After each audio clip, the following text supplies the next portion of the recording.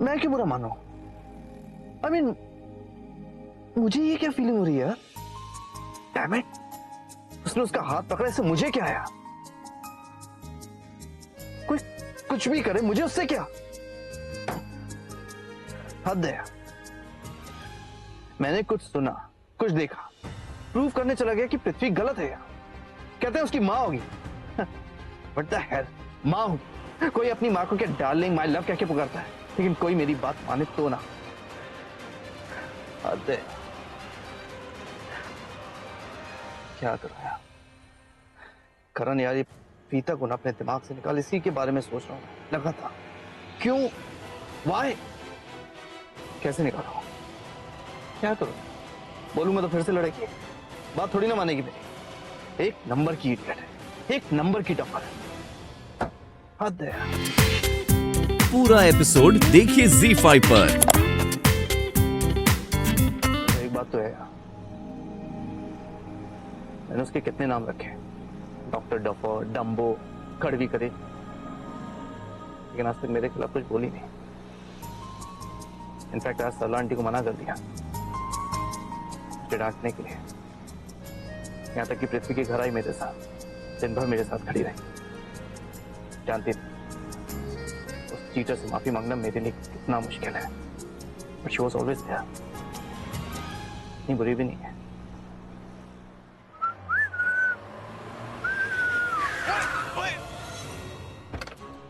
कर रहे हो भाई? Sameer, are you crazy? मेरी गाड़ी के नीचे आके मर रहा है? तुझे इतनी जल्दी क्या मरने की? नहीं भाई, फिलहाल तो मेरा मरने का कोई मूड नहीं है, लेकिन आपको क्या हुआ? आपके सर पे इतना गुस्सा क्यों सवार है जो इस तरह इतनी गंदी गाड़ी चला रहे हो? किसी का मर्डर करना चाहते हो क्या? हाँ, बता दो भाई, कौन है आपके निशाने पर? एक मिनट प्लीज, ये मत कहना कि मैं आपके निशाने पर हूँ। मेरे को मरने का कोई शौक नहीं है। एक बात बता सैमी, अभी भी लॉ सेम है क्या? I mean, किसी का मर्डर कर दो तो जेल होती है, फांसी? ये कैसी बहकी बातें कर रहे हो? एक मिनट, आप सच में किसी का मर्डर तो नहीं करना चाहते हैं? हाँ? नहीं, वो कहीं आप प्रीता का मर्डर तो नहीं करना चाहते हैं? हाँ? अबे उल्लू के पट्टे, मैं क्यों मारूंगा प्रीता को? क्योंकि आप हमेशा उससे किसी ना किसी बात पे गुस्सा ही रहते हो यार, हमेशा उससे अपसेट रहते हो, तो मुझे लगा आप उसी का मर्डर करना चाहते हो। नहीं यार, मैं तो उसे, ये मैं क्या कर रहा हूँ? प्रीता के बारे में अच्छा बोलने जा रहा हूँ? No, this is not me. Sammy क्या सोचेगा? मैं प्रीता पे क्यों टाइम वेस्ट करूं यार? वैसे भी वो तो शादी कर रही है ना उस पृथ्वी से। अच्छा, अगर वो शादी नहीं करती तो उस पर टाइम वेस्ट करते हैं? हाँ? तू ना तो ज्यादा ही स्मार्ट बन रहा है। हाँ, चल एक काम कर, गाड़ी पार्क कर देना मेरी। ठीक है भाई, आप भी क्या याद रखोगे? कि मैं गलत इंसान हूँ, आपकी पसंद सही नहीं है। आंटी जी, आप प्रीता जी से पूछिए। मैंने इन्हें होटल में इसलिए बुलाया था क्योंकि मॉम इनसे बात करना चाहती थी। जब प्रीता जी होटल में आई तो मॉम कुछ काम से नीचे गई हुई थी। फिर वो सब कुछ हो गया रूम में। मुझे इतना गुस्सा आया कि अपनी मॉम को लेके वहां से निकल गया और गुस्से में मैंने उन्हें कह दिया कि मैं ये रिश्ता तोड़ रहा हूँ। मैं भी क्या करता आंटी, मैं इतना गुस्से में था कि मुझे कुछ समझ में ही नहीं आ रहा था। अब सब लोगों ने भी मुझे इतना कुछ कहा, इतने इल्जाम लगाए, तो बहुत हर्ट था मैं। पर कोई बात नहीं आंटी, अब उस करण को भी अपनी गलती का एहसास हो चुका है और उसने भी मुझसे माफी मांग ली है। और मैं भी दोबारा आपसे माफी मांगती हूँ, हमें माफ कर दीजिए। अरे मामा बस करो यार, कितनी बार माफी मांगोगे? हो गया ना सबका, सबको अपनी गलती का एहसास है, करेक्ट। अब लड़की वाले हैं तो क्या भीख मांगोगे क्या आप इनसे रिश्ते की? सृष्टि, जो मुंह में आता है बोलती जाती, ये भी नहीं देखती कि कहाँ बोल रही है, किसके सामने बोल रही है। और तू चुप रहे। और मैं कोई भीख नहीं मांग रही हूँ रिश्ते के लिए। मैंने गलती की, और अगर गलती की है तो माफी मांगने में मुझे कोई शर्म नहीं। माँ, अब बहुत गलत हो रहा है। अरे पृथ्वी जी बात समझ गए हैं, उन्हें पता चल गया है, बार बार माफी मांगने की जरूरत नहीं है। माँ, ओह, तो ये नहीं चाहती कि इसकी माँ मेरे आगे झुक जाए। तू देखना प्रीता, एक दिन मैं तुझे कितना झुकने पर मजबूर कर दूंगा। हाँ आंटी जी, प्रीता जी बिल्कुल सही कह रही है। देखिए आंटी जी, अगर एक बार और माफी मांगेंगे ना तो इस बार मैं भी आपसे लड़ पड़ूंगा। देखिए आंटी जी, गलती दोनों तरफ से हुई है। आपने भी माफी मांग ली, हमने भी माफी मांग ली, तो इस किस्से को बस अब यहीं पर खत्म करते हैं। और माफी के साथ साथ एक रिक्वेस्ट है आपसे। बोलिए ना बेटा।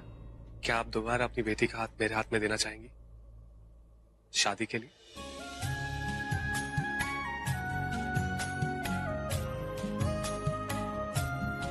No, it is so dull. Bright red ना, कितनी यंग हो, ब्राइट कलर्स पहनने चाहिए, और उसके साथ ये बहुत ही एलिगेंट लगेगा। हाय बुआ, हाय कृतिका, क्या हो रहा है? बड़े गहने मैंने देखे जा रहे हैं। व्हाट्सएप? ये तो फिर से संभल ही नहीं जा रहा। भाभी आराम से। भाभी, आपसे ना खुशियाँ संभाली नहीं जा रही है, for sure। कैसे संभाली जाएगी दीदी, जब भगवान जी हम पे इतने मेहरबान हो गए, एक साथ हमारे दामन में इतनी खुशियाँ डाल दी, तो कैसे संभाली जाएंगी? एक मिनट, ये दामन, खुशियाँ, ये सब क्या हो रहा है? इस कृतिका की शादी फिक्स हो गई, डेट फिक्स हो गई, राइट? अच्छा, यहाँ से चली जाएगी जल्दी। Very funny. कृतिका अभी कहीं नहीं जा रही, लेकिन हाँ, हम शर्लिन को जरूर इस घर में लेके आ रहे हैं। क्यों भाभी? बिल्कुल ठीक दीदी। करण पुत्र, एक्चुअली बात यह है कि शर्लिन की मम्मी जी हम पे जोर डाल रही थी, इसलिए हमने भी पंडित जी को बुला लिया।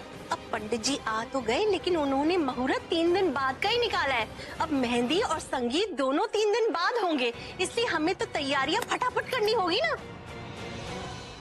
क्या हुआ करण? कुछ नहीं बुआ, मॉम, भाई का ऋषभ शर्लिन को लेके शॉपिंग पे गया है। वो रीति रिवाज के अनुसार लड़का लड़की को शादी का जोड़ा लेके देता है ना, बस वही काम करने गया है। माय गॉड, सब कुछ इतनी सुपर स्पीड से हो रहा है, कैसे रोकूंगा मैं सब? करण, कहाँ जा रहे हो तुम? अपने रूम में। कमरे में अकेले क्या करोगे? यहाँ बैठो ना हम सबके साथ। कितने दिन हो गए तुम्हारे साथ कोई गपशप नहीं की। आ जाओ। आई नो बुआ, लेकिन मुझे कुछ इंपॉर्टेंट काम है, फिनिश करना है। I'll see you। भाभी, क्या हो गया इस लड़के को? ऐसे खोया खोया क्यों रहने लग गया आज? नहीं दीदी, आपको जरूर कोई गलतफहमी हुई है। ऋषभ के शादी के बाद तो अगला नंबर करण का ही लगेगा, तो वो क्यों दुखी होगा? उसे तो खुश होना चाहिए, है ना? वो सारा दिन बाहर गया था ना, इसलिए थक गया होगा, बस, और कोई बात नहीं है। नहीं भाभी, वो अपसेट था, और मैं जानती हूँ क्यों। आई एम वेरी श्योर करण नहीं चाहता शर्लिन की शादी इस घर में हो। आजकल प्रीता के साथ बहुत मिलना जुलना चल रहा है उसका। पृथ्वी के साथ रोका हो गया, फिर भी इस घर के लड़कों पे जादू चल ही रहा है उसका। समझ में नहीं आता इस लड़की का करूँ तो मैं क्या करूँ। मुझे जानकी जी की ये हालत देखी नहीं जाती। इनको इस हाल में देखकर ना मुझे बहुत गुस्सा आ रहा है। मुझे पता चल जाए कि वो इंसान कौन है जिसने इनकी ये हालत की, बख्शूंगा नहीं मैं उसे। बेटा, तुम्हारे इस अपनेपन के लिए बहुत बहुत शुक्रिया, पर एक बात है, भला कौन जानकी को कमरे में बंद करेगा? ये नहीं हो सकता। दादी जी, ये भी तो हो सकता है कि किसी ने इनके सिर पर ना कोई भारी चीज मारी हो और उस वजह से जानकी जी बेहोश हो गए। तुम्हें याद है ना, तुम्हारे सामने ही तो डॉक्टर ने कहा था कि शायद इसके सर पर कोई भारी चीज गिर गई जिसकी वजह से बेहोश हो गई। पर मुझे ऐसा लगता है कि जब आग लगी होगी ना, तो ये निकलने के लिए इधर उधर भागी होगी और उस हड़बड़ी में कोई भारी चीज इसके ऊपर गिर गई, इसलिए बेहोश हो गई और इसीलिए वहीं पड़ी रह गई। मैं ना अभी भी कन्विंस नहीं हूँ, ये सब जो कुछ भी हुआ वो बस एक एक्सीडेंट था। आई थिंक सरला आंटी भी मेरी तरह ही सोचती होंगी। बेटा, सरला भी मेरी ही तरह सोचती है। देखो ना, जब हमारी किसी से दुश्मनी ही नहीं है तो कोई ऐसा क्यों करेगा? और जानकी, उठ जाना, देख तो तेरी बक के बिना घर कितना सोना है। कुछ ज्यादा ही सीधे साधे, भोले और बेवकूफ है ये लोग, और इस वक्त तो मेरे एहसान के तले दबे हुए हैं। मैंने इनको माफ जो कर दिया, और अगर मैं जानकी को मार देता हूं और मेरे और शर्लिन के लिए ये आखिरी खतरा खत्म कर देता हूं, तो किसी को भी मुझ पर शक नहीं होगा। यस, इसका मतलब आज ही, इनफैक्ट अभी इसी वक्त जानकी का मर्डर करना होगा मुझे। बस 5 मिनट चाहिए मुझे यहां अकेले। बस ये बुढ़िया किसी तरह यहां से निकल जाए इस कमरे से और मुझे अकेला छोड़ दे।